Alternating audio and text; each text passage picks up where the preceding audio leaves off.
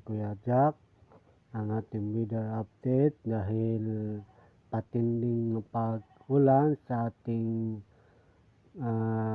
Luzon, Visayas at Mindanao.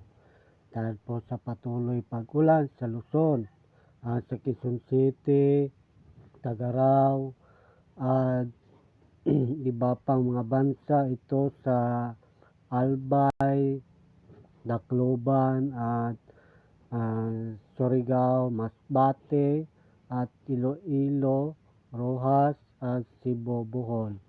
Dahil makasinati kita sa pagpanugdog kilad is thunderstorm is northeast and easterly ng dagat Pasipiko Ocean.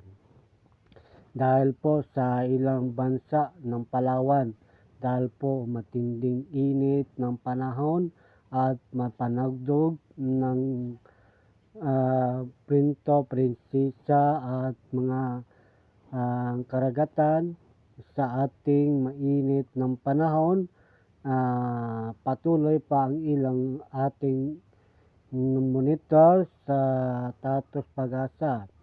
Dahil po patuloy pa ang monitor sa Pag-asa dahil po matinding init, wala pa tayong nakita nga bagyo. So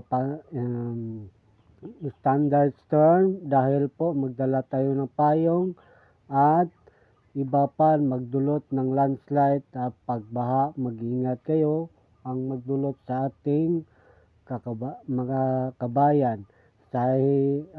Dito sa October 11, 2024.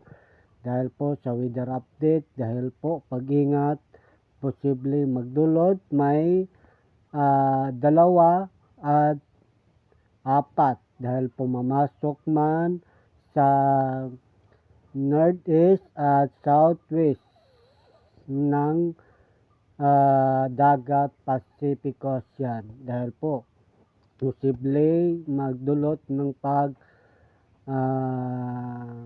monitor sa Pag-asa. Thank you and God bless.